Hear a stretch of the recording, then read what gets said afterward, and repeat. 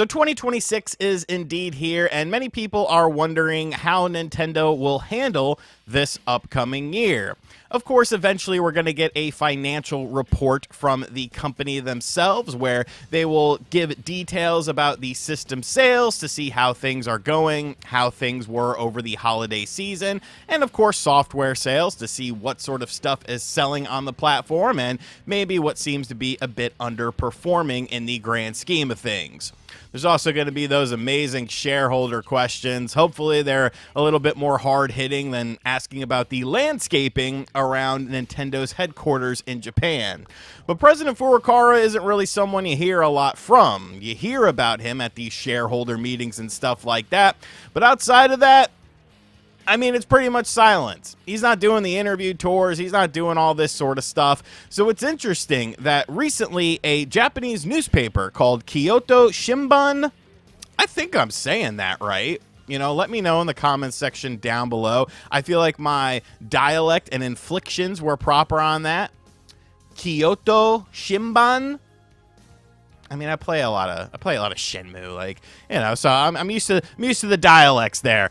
But in this interview, there was lots of interesting information that was given, talking about potential price increases for the Nintendo Switch 2, software stuff, some kind of vague answers, but things that you could kind of read between the lines in, and when you start to really look at it, maybe there's a little bit more than meets the eye. So I want to go over the more interesting stuff from this interview that was talked about. They also talked about movies and anime and stuff. I don't care about that. I'm sorry. Dude, I'll be honest with you. The new Super Mario movie, I watched like half of it, and I was like, all right, I'm good. I don't know. I don't know. I'm not the type of person that needs movies for my video games. But let's talk about some of the highlights of this interview, some of the things that were discussed, and some of the things that you might find interesting. So, as far as the supply of the system is concerned, it has stabilized globally except for Japan, where, according to Furukawa, a little more time is indeed needed. And I think that's pretty clear. You can walk into pretty much any store in the United States that sells video games and easily pick up a Nintendo Switch 2 system. It's kind of been like that since the launch of the system, but obviously, they're still selling, because if they weren't selling, companies wouldn't be getting more supplies in and stuff like that. It was the fastest selling system of all time, flat out of the gate. There have been some questions about the holiday sales. Some reports are flying out there from some various regions, such as like the UK and France, that things were a bit softer for the Switch 2 comparative to the first year of the Switch 1. I mean, you can also look at economic factors, higher price increases, but we'll learn about that in due time. But I think that is an interesting thing to kind of look at, because for whatever reason, it just seems like Japan can't get enough, and they can't seem to meet the demands of this system, which is honestly kind of crazy. Like the Murder Grandpa, Minoru Suzuki just got one, and it's like, bro, you're Minoru Suzuki. You should have just threatened someone. You could have easily gotten one. Then in terms of software, Furukawa said some interesting things that I think we can kind of look at and analyze a little bit more so than we probably should, saying the following: Nintendo will further enhance their software offerings from 2026 onwards. Nintendo is developing popular series titles that many fans are waiting for, but also completely new software. So, as far as enhance their software offerings from 2026 onwards, some people seem to be reading that as like enhancing more Switch 1 games for the Switch 2. And I mean, I guess that's one way to look at it. You could talk about the Xenoblade games and how, they could really use some enhancement for the Switch 2. There is that 60 frames per second mode in Xenoblade Chronicles X Definitive Edition, aka the greatest Xenoblade Chronicles game, that was found by data miners. That obviously would be something that could be utilized on a Switch 2 update for the game. For whatever reason, though, that doesn't seem to be in the cards quite yet. Of course, they're doing Animal Crossing. That's coming out soonish. I believe it comes out this month with the Switch 2 edition, Super Mario Brothers Wonder, and the additional content that they're adding into that game. like, I don't know. Like, it's okay, I guess. Like, I understand it from a perspective of, you can sell additional units of these games and stuff like that. But it's kind of like if you were a Switch 1 diehard, a lot of this stuff is just going to be missed on you because you already played these games. And yeah, there could be some visual enhancements. Yeah, there could be some quality of life improvements. And there might even be some additional content. But some of that stuff could go into the Switch Online expansion pack thing that they seem to forget that they did that with the Mario Kart 8 DLC. So it's a game by game basis for sure. And then, of course, the developing popular series titles that many fans are waiting for, but also completely new software. Now, we've actually seen a mix of that, already. I don't think anyone was expecting wheelchair basketball to be a game for the Switch 2. I don't think that that's necessarily exciting new software. If that game sells 1 million copies, like the industry is cooked, dog. Like, no. Which I don't think it did. I think 100,000 is probably where that game landed. But I don't necessarily love because really when you look at it, so far it's been the Welcome Tour and it's been Drag X Drive. And it's like, well, I hope that there's some more robust offerings. Franchises, of course. There's 1 million franchises that you could tap into. There's 1 million different things that people have been waiting for, some more popular than others. You have your kind of tier system for Nintendo franchises as far as sales are concerned, your Zeldas and your Marios. Those are going to be at the top of the pile. Your Star Foxes, your Rusty's Real Deal Baseballs. Shoutouts to Rusty. Those are going to be towards the bottom of the barrel when it comes to system sales and software sales as far as being able to drive system sales. But as far as new software is concerned, get a little bit creative.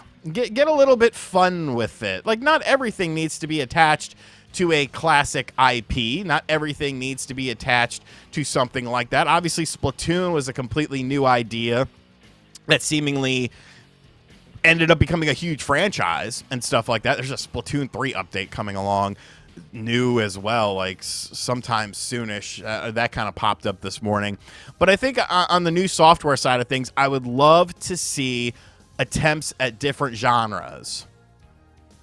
Attempts at something a little bit different. When you look at like the interesting titles that released on the GameCube for the GameCube, of course, you look at the variety of kind of stuff, and your Eternal Darkness, your Geist, right along there with Super Mario Sunshine and games like that. So I think that there's room to be able to explore and do different franchises and do new ideas, but I don't think every new idea needs to be like extremely bright and colorful and designated for a younger audience. I would like to see them attempt something for a little bit of a potentially older audience with that. And then the final and most interesting thing, and the thing that I'm kind of calling a little bit of BS on, has to be the talks about a price increase for the Nintendo Switch 2 in 2026. Because I am of the mindset that this is a foregone conclusion. It's not a matter of if this happens, it's a matter of when this is going to happen. And I think it'll be $500 for the base system. Just judging from what we've seen, kind of the economy-wise and price of things-wise, that seems to be the most reasonable thing. Maybe you do a software bundle for $550 at that point in time. But Furukawa was asked about this, and he said that the current memory price has no immediate impact on Nintendo's financial performance. And then concerning a price increase on products, Furukawa said, "I cannot comment on hypotheticals." Well, this is a little bit beyond a hypothetical now, Mr. Furukawa, because the Nintendo Switch 2 uses RAM.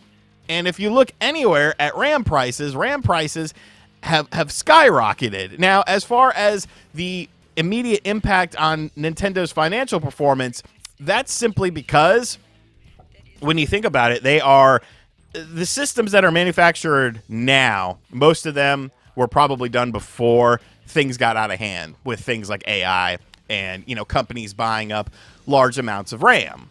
I mean, that just makes perfect sense here. And I actually have a graph that kind of goes along with that I'm going to show you guys now. So this is a graph from PC Part Picker, and it's showing the average RAM price over the last 18 months. It's utilizing DDR4, 16 gigs of it. But I mean, the graph itself is the more important thing. Obviously, the Switch 2 uses 12 gigabytes of RAM, but I think the graph and the impact is the more important thing, because you can look here.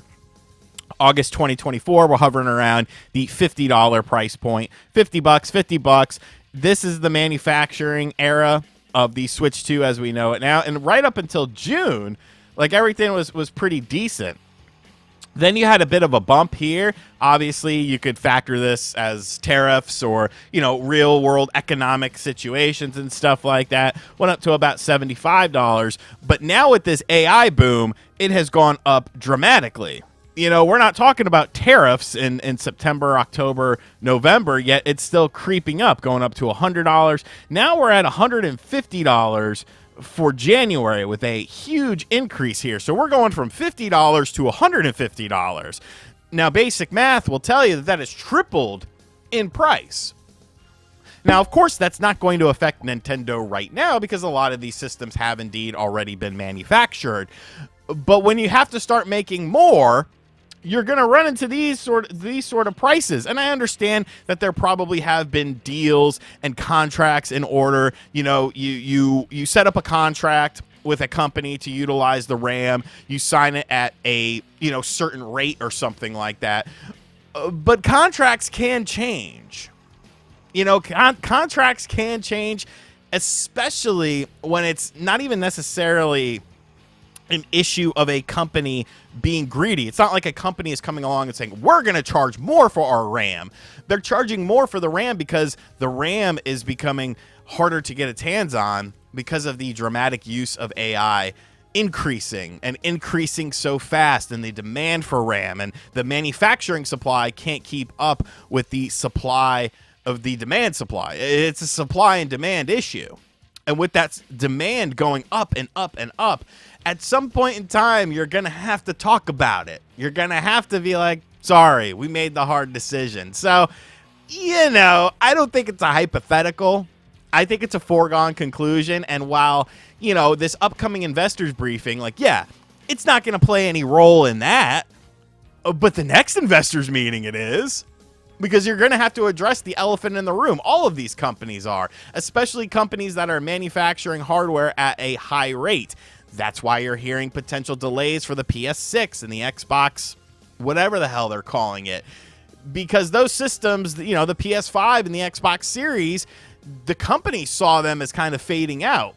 The Nintendo Switch 2 is a completely different beast. This is the brand new flagship system. So, going to be very interesting to see what happens with this. There were some other things that were talked about. I didn't really care about the other things. You can find it on various websites, and I'm sure other channels will talk about it. But those are the things I took away from this interview, and I think you might find them interesting too. At least I hope you do. Let me know your thoughts in the comment section down below. And as always, guys, thank you for checking out this video. If you are indeed new to the channel, be sure to hit that subscribe button. Be sure to like, comment, and share. Hit that bell as well. And as always, I'll catch you guys on the next video. Later.